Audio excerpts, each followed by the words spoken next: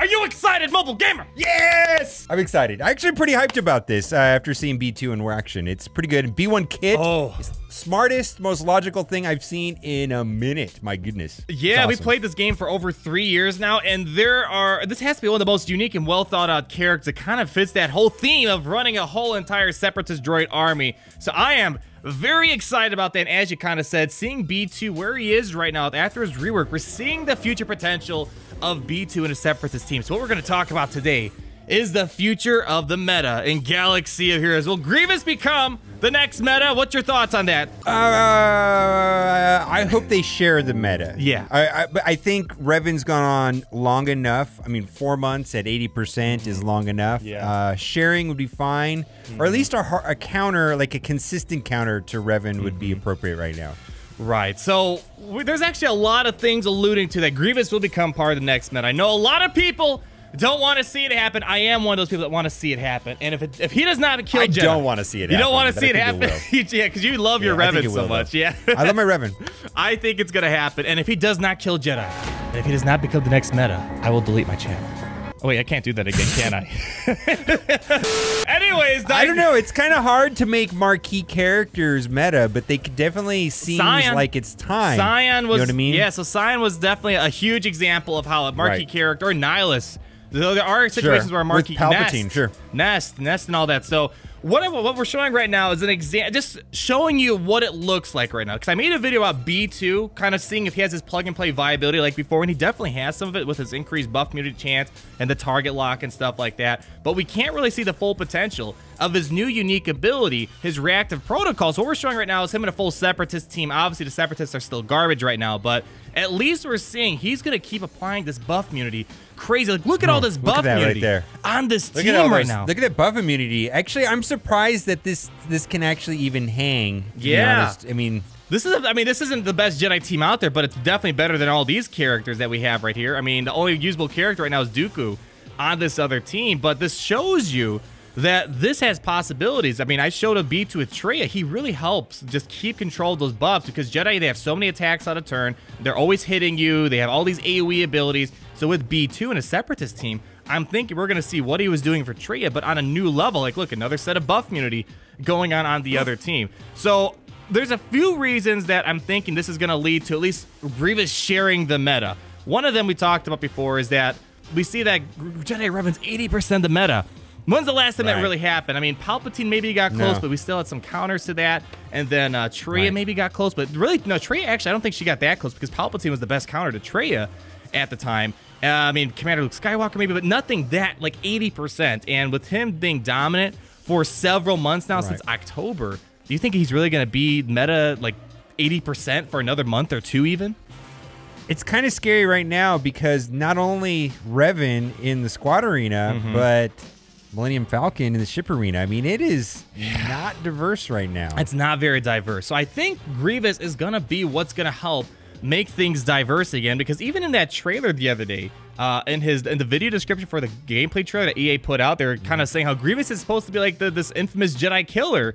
So I think he's going to start showing Revan a hard time because things are getting mixed up. I think they're purposely rolling out the Separatist rework slowly throughout this month so new Revan owners can enjoy their Revan for 20, 30 days or whatever, because for most people, getting a full Grievous team and all these new marquee characters probably isn't going to be realistic day one because people dumped all their resources into Revan. I mean, most people aren't weird like me who has all the stuff stocked up for this moment. So I think slowly once all the stuff gets rolled out, Grievous is going to show some trouble. And yeah, so B2 we're seeing the possibilities. We still don't know anything about Magna Guard, Droidica, and Grievous.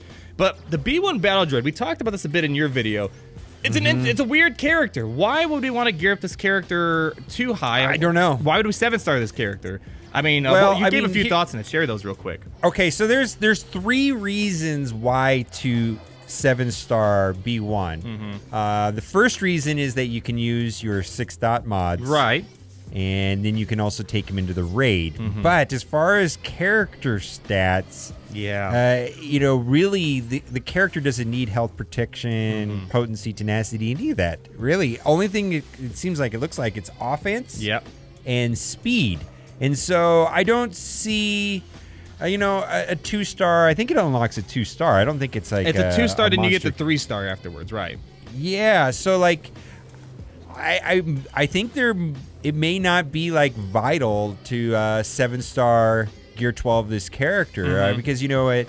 You know, you cannot go to Gear 12 unless it's 7 stars. Right. You cannot put the 6-stop mods unless you go to Gear 12. But as far as the abilities, it doesn't have that, you know, Night Sister Zombie where, you know, required Gear 10 minimum to get the final thing. They didn't do that, and I'm kind of surprised that they didn't do that. I'm very surprised. I thought maybe there was some sort of hook, but on SWGUH.GG right now, they show all the ability unlocks even in the game right now. When you go to the character menu, you can see the B1 battle droid, and normally it will tell you what level you got to wait to get to or what gear level you got to get to. And there wasn't really anything that said, oh, Gear 12 to unlock this. And we've talked about this before. It's like one way they could have hooked this for B1 battle droid is that the higher you gear him up, the more droid battalion you get. That would be a good incentive to gear up this character and 7-star this character all the way to the max. But without that, the B1 battle droid is definitely oddball in terms of design, but there might be some sort of hook. Maybe he's going to be amazing for the raids, and obviously at that point you'll need him at 7 stars to do heroics here. Right. That's the only thing I can think of. So I guess we gotta wait and see. I promise you this. You know, there's 2 more reworks coming in Droidica, and I promise you it'll be a video. Yeah. You know, is a 3 or 4-star B1 viable, you know, without having to, you know, go all out? I mean, it might be that you don't need to. I don't know.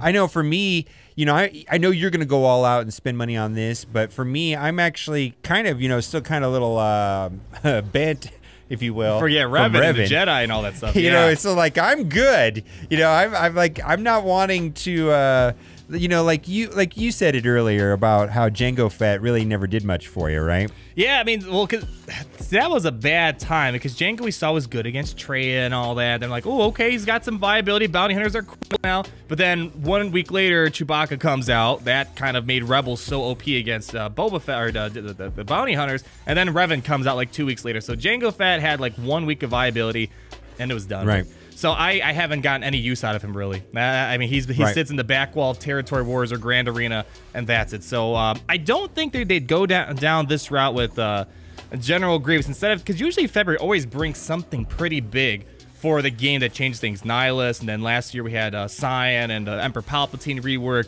So I'm thinking they might be heading down that route of Grievous being that meta-dominating faction that comes out of February that kind of lasts for a little bit. It seems like they're heading that way because Grievous might be cool and all, but we always say there's a hook to a rework to make it good, and the hook is probably going to be Droidica, because right now I don't see the B1 being the hook to spending money. It's making a team good. We'll have to wait and see. So it'll be interesting to see where things head off, but I do think something's bound to change, and if not February, I mean, people are saying March is going to be Darth Malik, right? Or Darth Revan.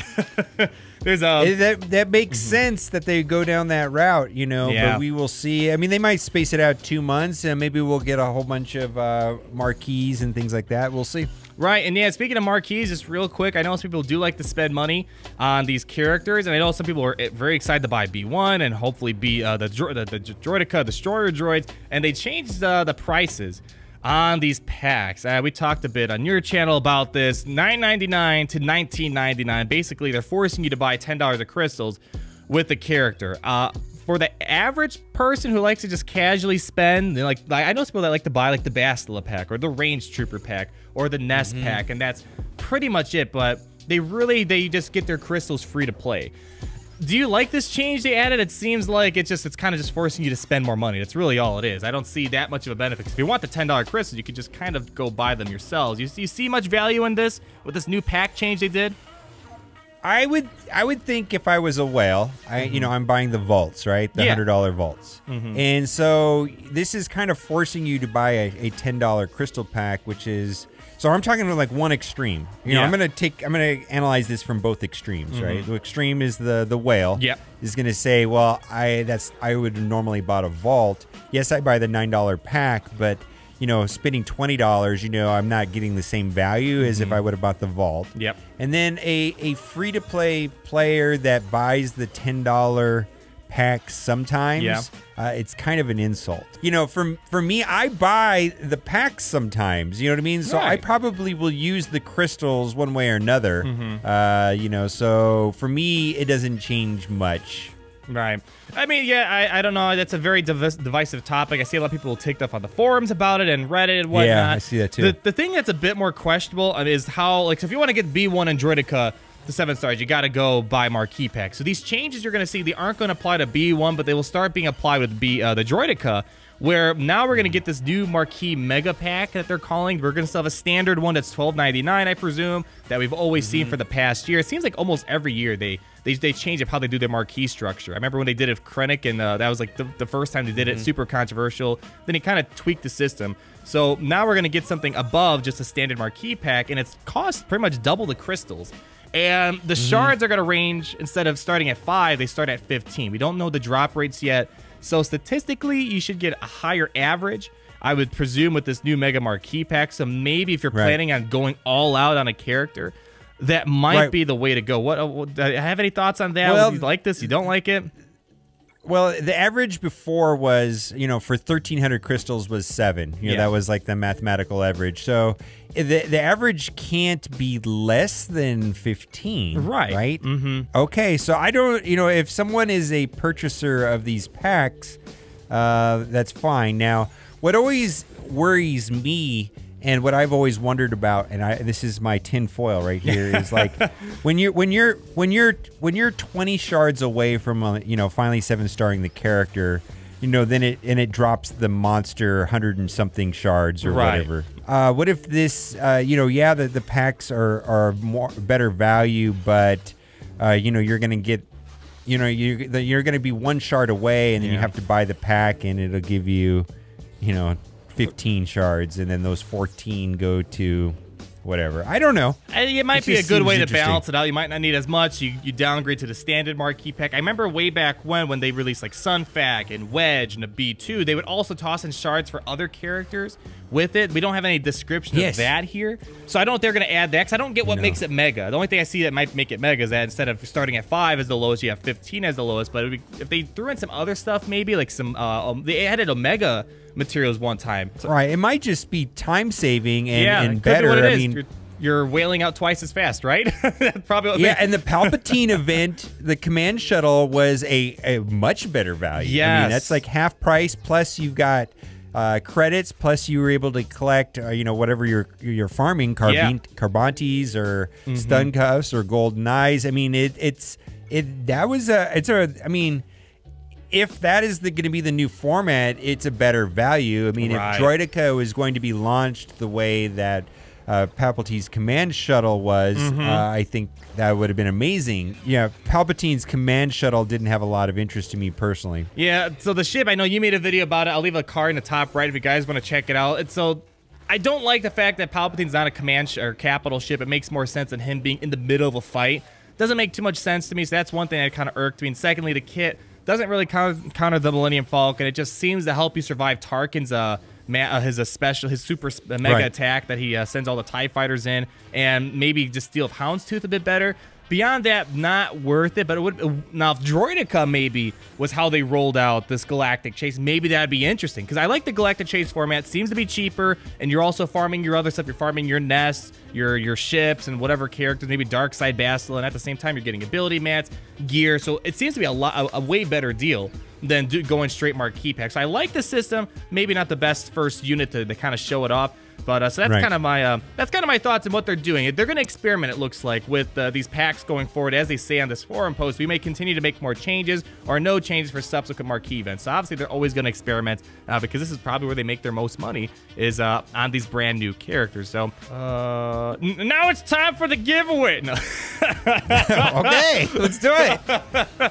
I'm really excited for this month. Just seeing the possibilities of these new characters and kind of the little teasers that Grievous should be meta and whatnot. It's getting me excited for this month. Obviously, this upcoming week, we're going to get the B1 Battle Droid release, so we'll start seeing that. But I don't think we're really going to see use out of B1 until the following week when the Grievous and the Magna Guard come out. There was a whole road ahead type of thing they shared on their trailer. So in case you didn't know when these units are coming out, you didn't see it.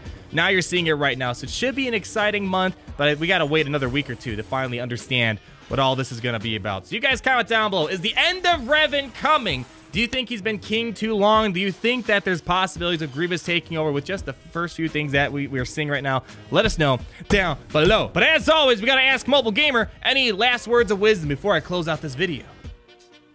Revan forever.